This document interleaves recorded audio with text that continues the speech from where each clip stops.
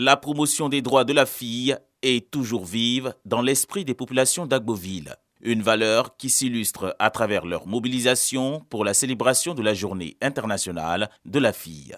Des cas de violences sexuelles et de déscolarisation sont constatés dans cette localité, chef-lieu de la région de l'Anyébi-Tiassa. Au vu de ces situations, la plateforme Voix des filles Côte d'Ivoire se met en première ligne aux côtés des victimes.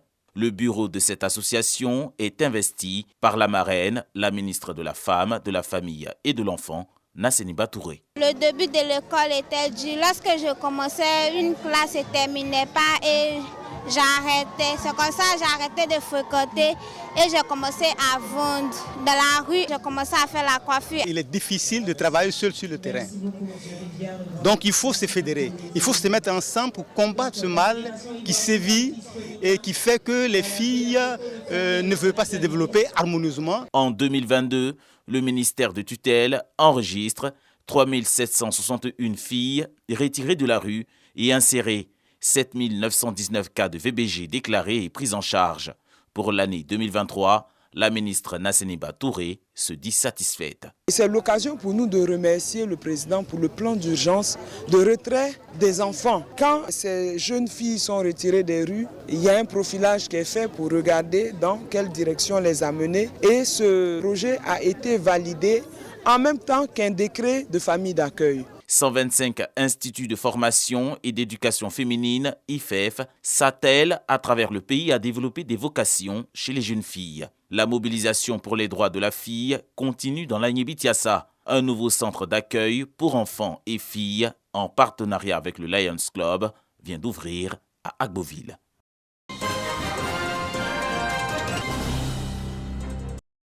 Guichet unique de l'automobile d'Abidjan en zone portuaire.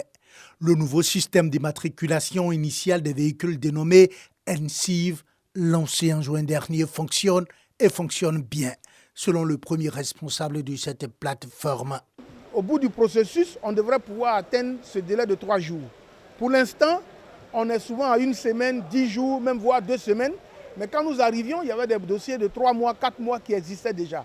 Donc vous comprenez que pour atteindre 200 à 250 plaques jour, ça veut dire que c'est au grand bonheur des usagers. À la tête d'une délégation du ministère des Transports, le directeur de cabinet du ministre Amadou Koné a visité tous les services impliqués dans la confection de cette nouvelle plaque d'immatriculation. Nous avons constaté que tous les services sont en place et que les différents services se sont appropriés le mode opératoire qui a été défini. Vous savez qu'avant la mise en place, nous sommes accordés avec l'ensemble des opérateurs sur la plateforme, avec tous les services, pour un mode opératoire qui a été adopté par tous les services. Et notre rôle, c'est de s'assurer que ce mode opératoire est suivi par les opérateurs et que les choses se déroulent bien. Selon le ministère des Transports, ces nouvelles plaques d'immatriculation ont la particularité d'être hautement sécurisées et liées aux propriétaires et aux véhicules.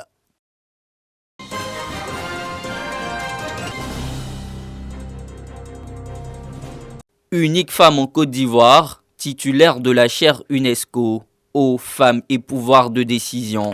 Euphrasie Kwasi Yao reçoit la médaille de citoyenne d'honneur de la ville de Montpellier, en France.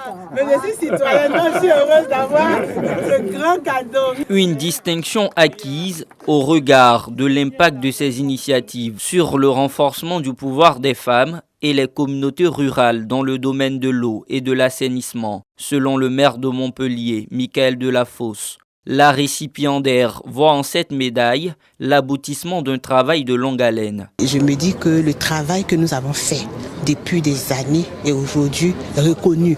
C'est vrai qu'on a eu d'autres prix avant ça parce que ça fait plus de 30 ans que je travaille dans le domaine de l'eau et du genre.